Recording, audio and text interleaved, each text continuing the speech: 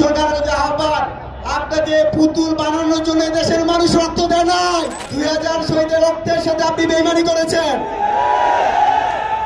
সেই জাতীয় পার্টি কিন্তু শেখ হাসিনা পালায় যাওয়ার পর তারাও পালায় গেছিল। যদি মেরুদণ্ড সোজা করে এদেশের মানুষের নিরাপত্তা দিতে পারেন তাহলে সরকারে থাকুন।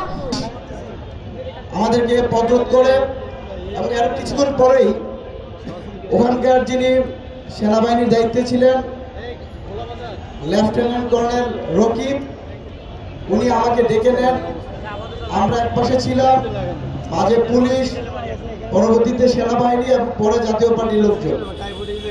আমার সাথে শাকিল ভাই এবং রবিউল ভাইকে নিয়ে যান। সেখানে যে লেফটেন্যান্ট কর্নেল রকিব ছিলেন, শুরুতেই আমাদেরকে বলছিলেন যে আপনারা মত করতেছেন, আপনাদেরকে কঠোর হাতে দমন করা হবে।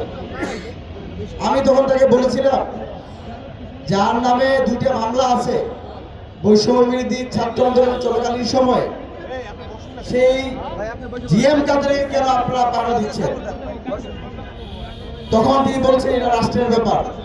আমরা বলেছিলাম যদি জিএম কাদের ভালো লোক হয়ে থাকে, তার যদি কোনো অপরাধ না থাকে, তাহলে আপনি হাসানুল কিনুরকে ছেড়ে দেন, রাশেদ খান মেননদেরকে ছেড়ে দেন।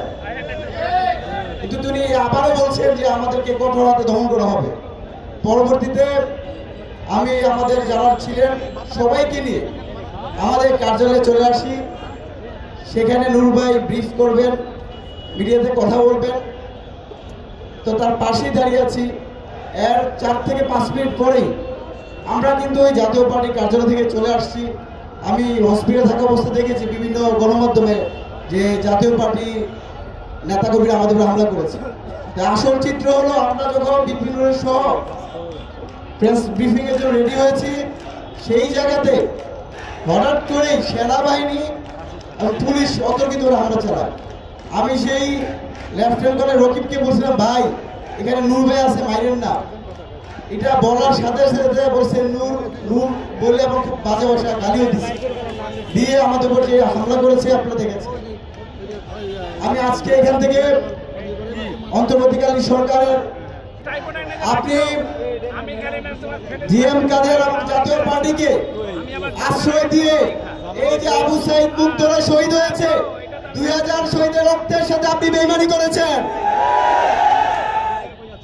আপনি আমরা জানতে চাই কত টাকার বিনিময়ে, কিসের বিনিময়ে এ দেশের মানুষ যখন নিরাপত্তা পাচ্ছে না, বিভিন্ন জায়গায় পুলিশ শিকার হচ্ছে, হত্যার শিকার হচ্ছে, সে জায়গায় আপনি সেনাবাহিনীকে জাতীয় পার্টির পাহারাদার বানিয়েছেন। এ দেশের মানুষ আপনাদের কাছে জানতে চায়। আমরা যখন আমি বৈষম্য বিরোধী ছাত্র আন্দোলনের কেন্দ্রীয় সমন্বয়ক ছিলাম, আমরা সেই আন্দোলনের সময় বারবার বলেছিলাম শেখ হাসিনা ব্যতীত যারা আছে, যারা এই ন্যায্য আন্দোলনের সাথে জড়িত আছে, আবু সাইদরা শহীদ হওয়ার পর হাজার হাজার লাশের পর যারা ক্যাবিনেটে আছে, সংসদে আছে, দয়া করে আপনারা পদত্যাগ করেন। কিন্তু সেদিন কিন্তু এই দেশের ছাত্র জনতা যে মারা গেছে, তার কোন রকম ন্যূনতম মায়া মহব্বত আমরা কিন্তু জাতীয় পার্টির পক্ষ থেকে দেখতে পাই নাই। সেই জাতীয় পার্টি কিন্তু শেখ হাসিনা পালায় যাওয়ার পর তারাও পালায় গেছিল। তো আজকে আপনার লজ্জা লাগে সেই জাতীয় পার্টিকে আজকে অন্তর্বর্তীকালীন সরকার পাহারাদার হিসেবে রাখছে। একই সাথে আমরা দেখতে পেলাম সরকার নূর ভাইয়ের উপরে হামলার পর একটা বিবৃতি দিয়েছে।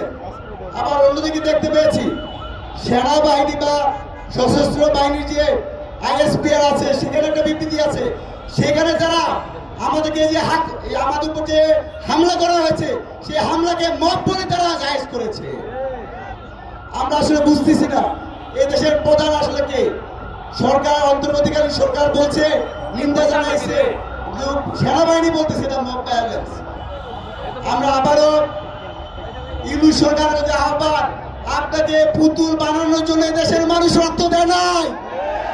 যদি মেরুদণ্ড সোজা করে এদেশের মানুষের নিরাপত্তা দিতে পারেন তাহলে সরকারে থাকুন, না হলে স্বেচ্ছায় পদত্যাগ করুন।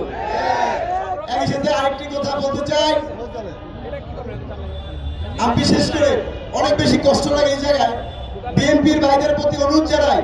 আমাদের হসপিটালে মহাসচিব সহ অনেক নেতৃবৃন্দ গিয়েছে।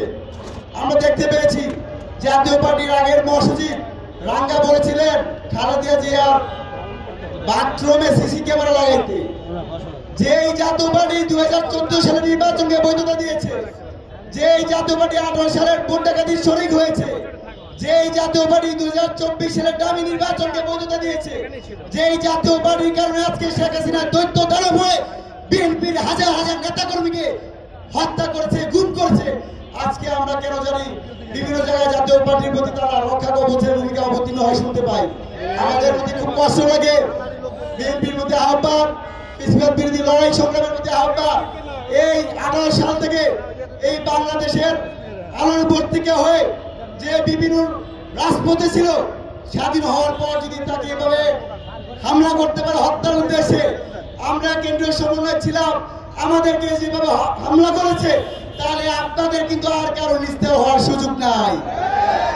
জাতীয় পার্টি এবং আওয়ামী লীগের বিরুদ্ধে সবাইকে একসাথে যুদ্ধ ঘোষণা করতে হবে। সেই যুদ্ধে সবাইকে অংশগ্রহণ করার আহ্বান জানাই।